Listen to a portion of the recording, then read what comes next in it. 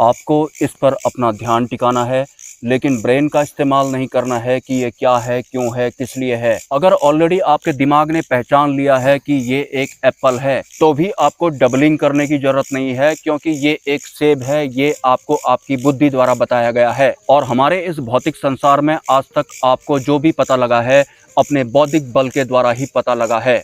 जबकि हम इंसानों का जो बौद्धिक बल होता है वो एक सीमित दर्जे का बल होता है। तो हमारा बौद्धिक बल हमें किसी भी तत्व या फिर इंसान के बारे में उतना ही बताएगा जितनी की उसकी कैपेसिटी होती है। लेकिन जहाँ परा जगत की बात आती है, सूक्ष्म जगत की बात आती है, इंडिविजुअल वर्ल्ड की बात आती है, वहाँ हमारा ये बौद्धिक बल काम नहीं करता है। या फिर अगर परा जगत को जानने के लिए या फिर सूक्ष्म जगत के गूढ़ रहस्यों को जानने के लिए हम अपने दिमाग का इस्तेमाल करते हैं, तो फिर हम भटक जाते हैं, क्योंकि हमारा जो बौद्धिक बल होता है वो परा जगत में बिल्कुल भी काम नहीं करता है। तो सूक्ष्म जगत की यात्रा से पहले ही हमें अपनी बुद्धि पर विराम लगाना आना चाहिए। यही मैं आज आपको इस वीडियो में बताने वाला हूं। जैसे कि मैंने आपको ये सेब दिखाया और मैंने बोला कि आपको इसे सिर्फ देखना है, लेकिन आपको अपने ब्रेन का इस्तेमाल नहीं करना है कि ये क्या है, क्यों है, किस लिए है।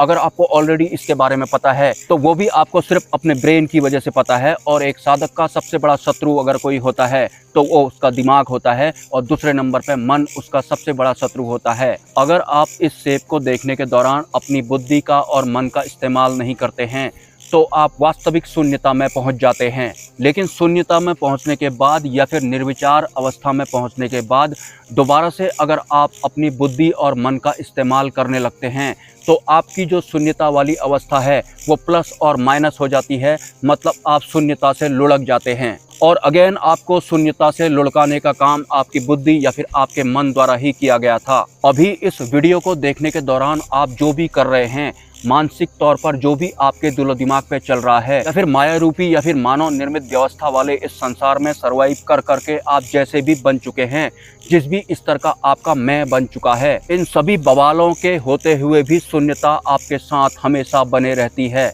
लेकिन हमारे इस संसार में जंजाल कुछ इतने ज़्यादा हो चुके होते हैं कि हम उस शून्यता को पकड़ ही नहीं पाते हैं। और अगर हम शून्यता को पकड़ भी लेते हैं तो फिर से हमारी बुद्धि या तो हमें +1 कर देती है या फिर हमारा मन हमें -1 कर देता है, और फिर से हम शून्यता से लुढ़क जाते हैं।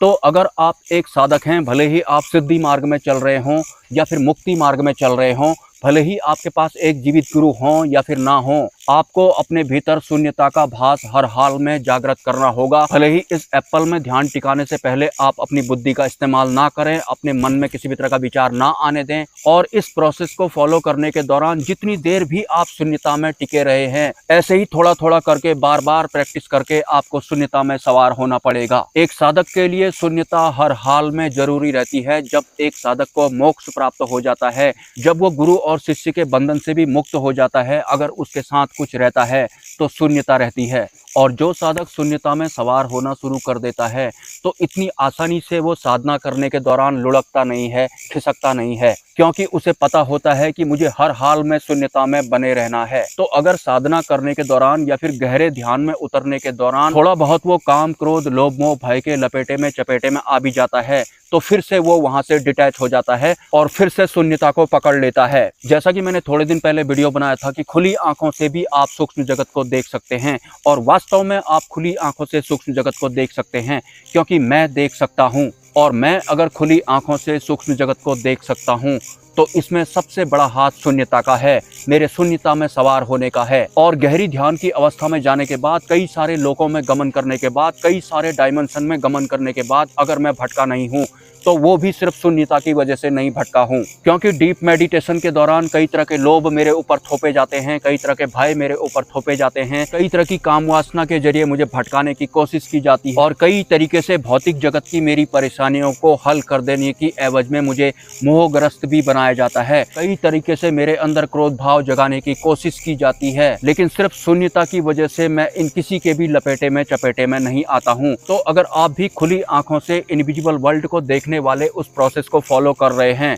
और आपके सामने से फिजिकल तत्व गायब हो जाते हैं, आपको धुंधलापन दिखाई पड़ना शुरू हो जाता है, और उसके बाद आपको पारलौकिक जगत की शक्तियां दिखना शुरू भी हो जाती हैं, तो आपको शून्यता को बिल्कुल भी नहीं छोड़ना है, क्योंकि अपनी सूक्ष्म जगत की इस यात्रा के दौरान आप परीक्षा के क्षेत्र में भी आ जाते हैं और सूक्ष्म जगत की व्यवस्थाओं द्वारा ही आपको काम, क्रोध, लोभ, मोह, भय के लपेटे में या फिर चपेटे में लेने की हर संभव कोशिश की जाएगी। तो आपको शून्यता को बिल्कुल भी नहीं भूलना है। शून्यता की अवस्था को आपको पकड़कर ही ये विधि भी फॉलो करनी है, क्योंकि इस यात्रा के दौरान भी जो भी आपको समझ में आएगा वो आपको आपकी बुद्धि द्वारा समझाया जाएगा, या फिर अगर आपको भटकाया जाएगा तो आपके मन द्वारा ही भटकाया जाएगा। तो बार बार आपको याद दिलाना है कि ये तो मेरी बुद्धि द्वारा मुझे समझाया जा रहा है या फिर मेरे मन द्वारा मुझे किसी और ही दिशा में ले जाया जा रहा है। चलिए दोबारा से आपको बुद्धि और मन से पार जाने वाली अवस्था की प्रैक्टिस करवा देता हूँ।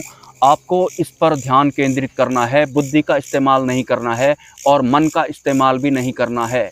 तो बुद्धि का और मन का इस्तेमाल ना करने के दौरान इस पत्थर पर ध्यान टिकाने के बाद क्या हुआ था?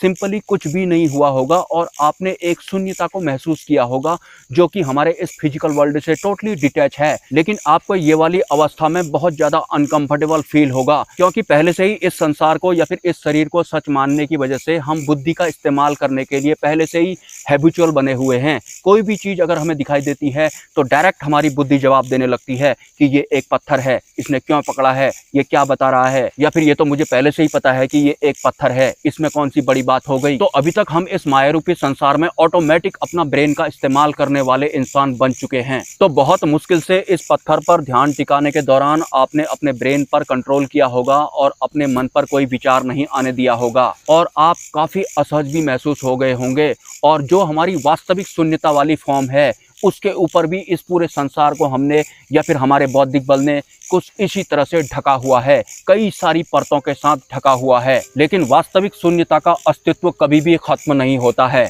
और वास्तविक शून्यता को पकड़कर ही हर एक साधक को अपनी आध्यात्मिक यात्रा की शुरुआत करनी चाहिए। तब जाकर ही वो सूक्ष्म संसार की यात्रा के दौरान भटकता नहीं है। उस वीडियो में मुझे एक कमेंट भी आया था कि जैसा कि आपने कहा कि यक्ष, गंधर्व, किन्नर, कुबेर, नाग, अप्सरा, यक्षिणी या फिर खुसर फुसर करने वाली रिद्धियां, सिद्धियां या फिर इनविजिबल वर्ल्ड की कुछ ऐसी एंटिटीज जिनके बारे में मुझे कुछ भी नहीं पता है, मुझे साफ साफ दिखाई पड़ रही हैं। तो उन्होंने लिखा था कि हम कैसे पहचानेंगे कि कौन यक्ष है, कौन गंधर्व है, कौन किन्नर है, कौन नाग है, कौन अप्सरा है, कौन यक्षिणी है। तो वीडियो तो आपने पूरा देखा नहीं और ना ही आप गहरे ध्यान में उतरे। उससे पहले ही आपकी बुद्धि ने आपके ऊपर एक सवाल फेंक दिया और जो कि आपने मेरे चैनल पर उड़ेल दिया। ध्यान के दौरान या फिर साधना के दौरान आपको अपनी ही बुद्धि द्वारा दिए गए सवालों से बचना है। बार बार आपको याद दिलाना है कि मेरी बुद्धि मुझे कुछ समझा रही है या फिर मेरा मन नए नए सवाल करके मुझे किसी और ही दिशा में ले जा रहा है। जैसा कि मैंने एक वीडियो में बताया था कि जो देव सत्ताएं होती हैं उनके 18 चक्र होते हैं। 18 चक्रों वाली जो भी शक्तियां होती हैं वो देव सत्ताओं के अंडर में आती हैं। इसके अलावा सूक्ष्म जगत की जो अन्य शक्तियां होती हैं अपने अपने लोक के हिसाब से या फिर अपने अपने स्तर के हिसाब से उन सभी के चक्रों की संख्या भी अलग अलग होती है। तो जब आप बिना बुद्धि का और बिना मन का इस्तेमाल करे गहरे ध्यान में उतरेंगे तो स्वतः ही आपको ये सब पता लगने लगेगा। लेकिन हर एक साधक के ऊपर पहले ही उसका मन या फिर उसकी बुद्धि कोई सवाल फेंक के मार देती है और वो फिर कमेंट करने लग जाता है। और जिन साधकों को सूक्ष्म जगत के दृश्य दिखाई पड़ना शुरू हो गए हैं तो अभी आपको सिर्फ दृश्य दिखना शुरू हुए हैं, आप उनकी आवाज़ नहीं सुन पाएंगे, क्योंकि सूक्ष्म संसार की शक्तियों की जो आवाज़ होती है या फिर जो ध्वनि होती है वो भी सूक्ष्म होती हैं। अभी आपका ऑरा सिर्फ उन्हें देखने के काबिल बना है, धीरे धीरे आप उन्हें सुनने के भी काबिल बन जाएंगे। लेकिन बुद्धि और मन से आपको बचना पड़ेगा, वरना फिर वीडियो को देखते देखते या फिर बिना गहरे ध्यान में जाए ही कोई सवाल करने लगे या फिर अभी उसकी बुद्धि सवाल कर रही होगी कि सूक्ष्म जगत की शक्तियों की आवाज़ कैसे सुने। अगर आपके कोई सवाल हैं तो आप मुझे कमेंट कर सकते हैं। अगर आप इस चैनल को सपोर्ट करना चाहते हैं तो इसी वीडियो के कमेंट सेक्शन में आपको एक UPI ID या फिर कम्युनिटी पोस्ट में एक QR कोड देखने को मिलेगा। मेरे किसी अन्य वीडियो में मोबाइल नंबर देखने को मिलेगा। स्वेच्छा से आप उस नंबर पर, उस QR कोड पर या फिर उस UPI ID पर सपोर्ट कर सकते हैं। कोई ज़बरदस्ती नहीं है। मिलते हैं नेक्स्ट वीडियो में। ब्रह्मा, विष्णु, महेश, जय माँ पराशक्ति।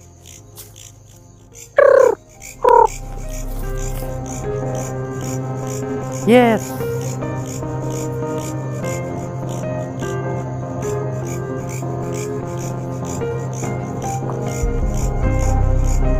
Hee hee.